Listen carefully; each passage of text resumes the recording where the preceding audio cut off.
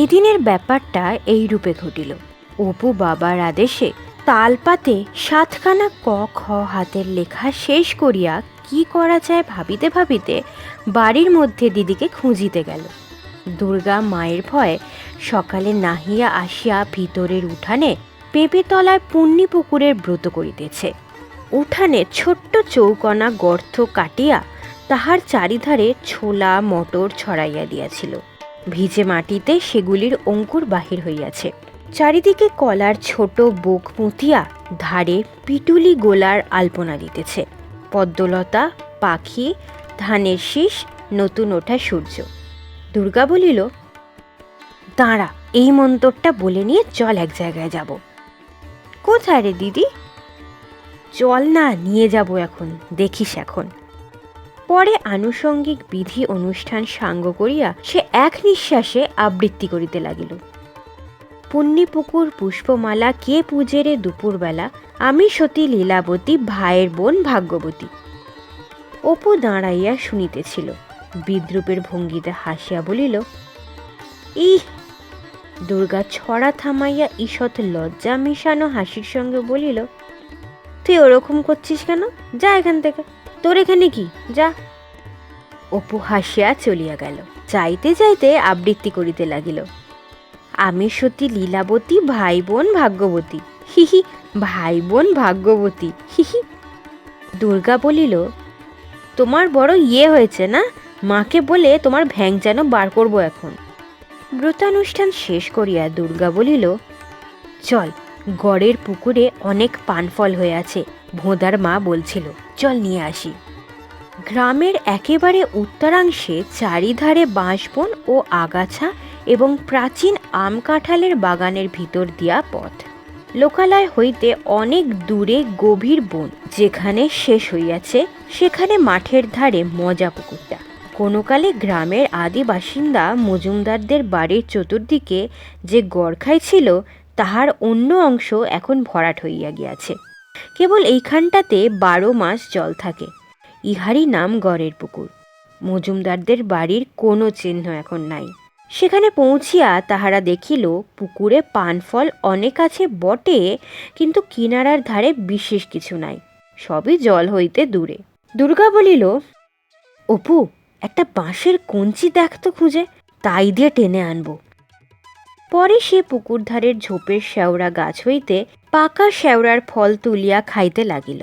অপু বনের মধ্যে কঞ্চি খুঁজিতে খুঁজিতে দেখিতে পাইয়া বলিল, ও দিদি, ও ফল খাসনি, দূর, আশাওড়ার ফল কি খায় রে, ও তো পাখিতে খায়। দুর্গা পাকা ফল টিপিয়া বীজ বাহির করিতে করিতে বলিল, আয় দেখি, দেখ দেখি কে, মিষ্টি যেন গুড়, কে বলেছে খায় না? আমি তো কত খেয়েছি। অপু কঞ্চি কুড়ানো রাখিয়া দিদির কাছে আসিয়া বলিল, খেলে যে বলে পাগল হয়, আমায় একটা দে দেখি দিদি। পরে সে খাইয়া মুখ একটু কাচুমাচু করিয়া বলিল, একটু একটু তেতো যে দিদি। তা একটু তেতো থাকবে না? তা থাক, কেমন মিষ্টি বল দেখি। কথা শেষ করিয়া দুর্গা খুব খুশির সহিত গোটা কতক পাকা ফল মুখের মধ্যে পড়িল।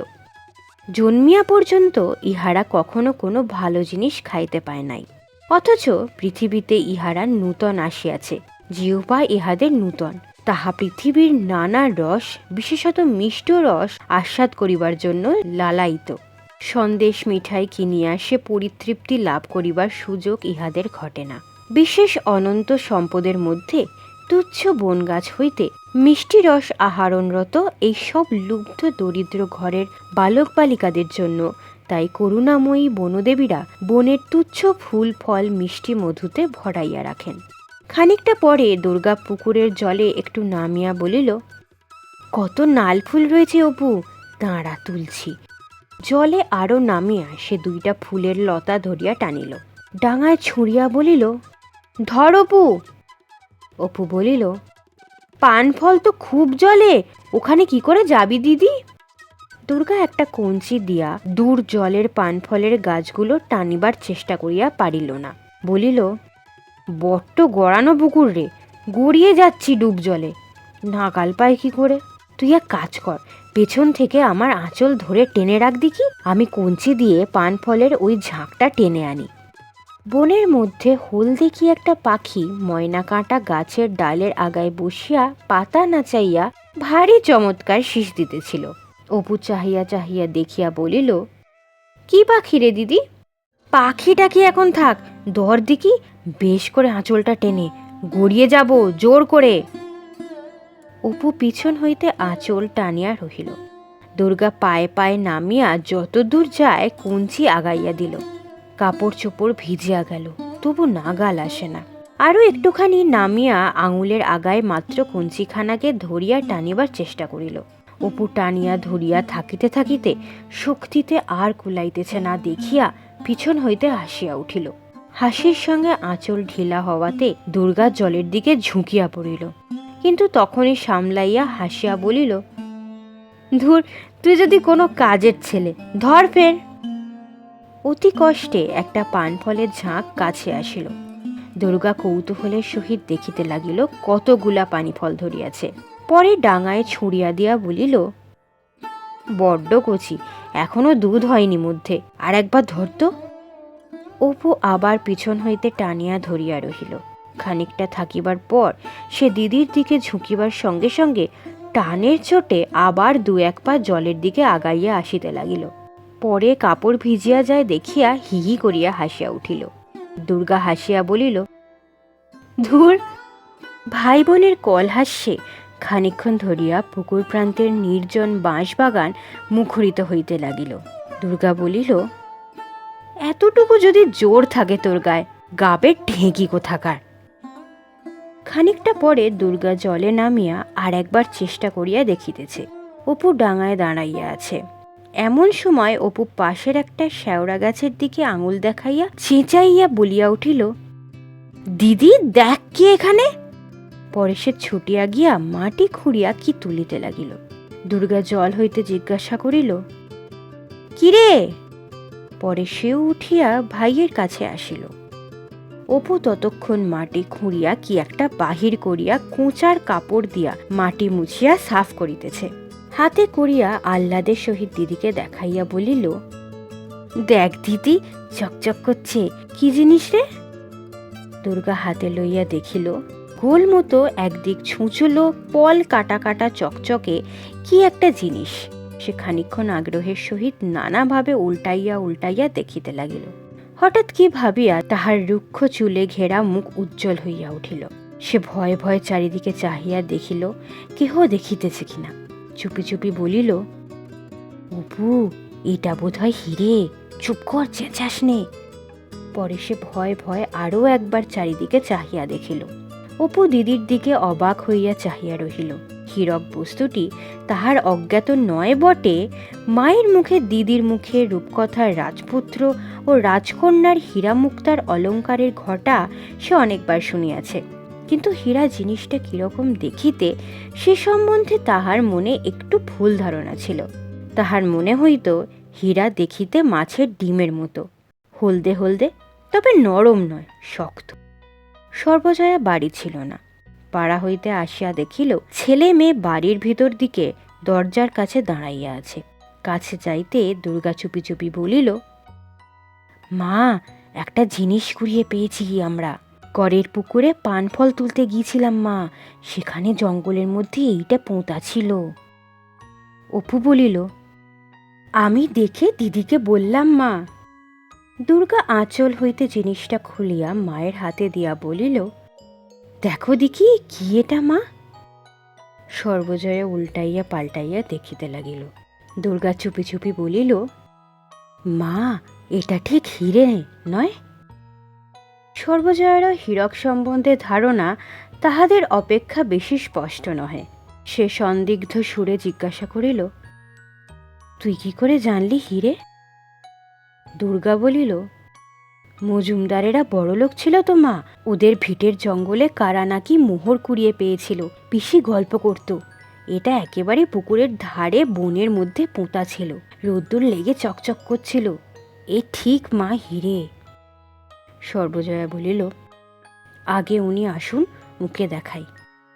দুর্গা বাহিরে উঠানে আসিয়া আহ্লাদের সহিত ভাইকে বলিল, হিরে যদি হয় তবে দেখিস আমরা বড় মানুষ হয়ে যাব। অপু না বুঝিয়া বোকার মতো হিহি করিয়া হাসিল। ছেলে মেয়ে চলিয়া গেলে জিনিসটা বাহির করিয়া সর্বজয়া ভালো করিয়া দেখিতে লাগিল। গোল মতো ধার কাটা ও পালতোলা এক মুখ ছুঁচল, যেন সিন্দুর কৌটার ঢাকনির উপরটা, বেশ চকচকে। সর্বজয়ার মনে হইল যেন অনেক রকম রং সে ইহার মধ্যে দেখিতে পাইতেছে, তবে কাজ যে নয় ইহা ঠিক। এরকম ধরনের কাজ সে কখনো দেখিয়াছে বলিয়া তো মনে হয় না। হঠাৎ তাহার সমস্ত গা দিয়া যেন কিসের স্রোত বহিয়া গেল। তাহার মনের এক কোণে নানা সন্দেহের বাধা ঠেলিয়া একটা গাঢ় দুরাশা ভয় ভয়ে একটু উঁকি মারিল। সত্যি যদি হিরে হয় তাহলে? হীরক সম্বন্ধে তাহার ধারণাটা পরশ পাথর কিংবা সাপের মাথার মণি জাতীয় ছিল, কাহিনীর কথা মাত্র। বাস্তব জগতে বড় একটা দেখা যায় না, আর যদি বা দেখা যায় তবে দুনিয়ার ঐশ্বর্য বোধহয় এক টুকরো হীরার বদলে পাওয়া যাইতে পারে। খানিকটা পরে একটা পুঁটলি হাতে হরিহর বাড়ি ঢুকল। সর্বজয়া বলিল, ওগো শোনো, এদিকে এসো তো, দেখো তো এটা কি। হরিহর হাতে লইয়া বলিল, কোথায় পেলে? দুর্গা গড়ের পুকুরে পানফল তুলতে গিয়েছিল, কুড়িয়ে পেয়েছে। কি বলো দেখি? হরিহর জিনিসটা উল্টাইয়া দেখিয়া বলিল, কাছ না হয় পাথর টাথর হবে, এতটুকু জিনিস ঠিক বুঝতে পারছি না। সর্বজয়ের মনে একটুখানি ক্ষীণ আশার রেখা দেখা দিল।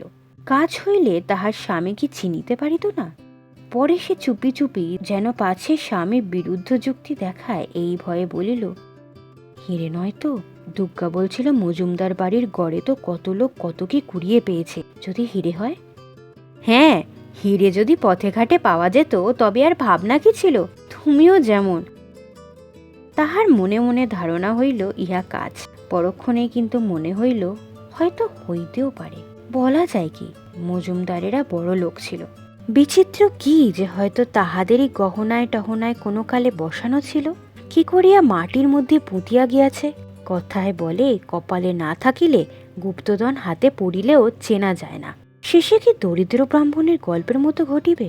সে বলিল, আচ্ছা দাঁড়াও, একবার বরং গাঙ্গুলি বাড়ি দেখিয়ে আসি।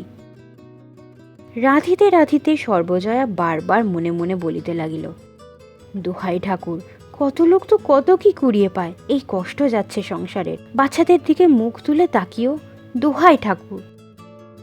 তাহার বুকের মধ্যে ঢিপ ঢিপ করিতেছিল। খানিকটা পরে দুর্গা বাড়ি আসিয়া আগ্রহের সুরে বলিল, বাবা এখনো বাড়ি ফেরেনি? হ্যাঁ মা? সঙ্গে সঙ্গে হরিহর বাড়ির ভিতরে ঢুকিয়া বলিল, তখনই আমি বললাম এ কিছুই নয়, গাঙ্গুলি মশাইয়ের জামাই সত্যবাবু কলকাতা থেকে এসেছেন। তিনি দেখে বললেন, এ একরকম বেলোয়ারি কাজ, ঝাড় লণ্ঠনে ঝুলানো থাকে। রাস্তাঘাটে যদি হিরে জহরত পাওয়া যেত তাহলে। তুমিও যেমন।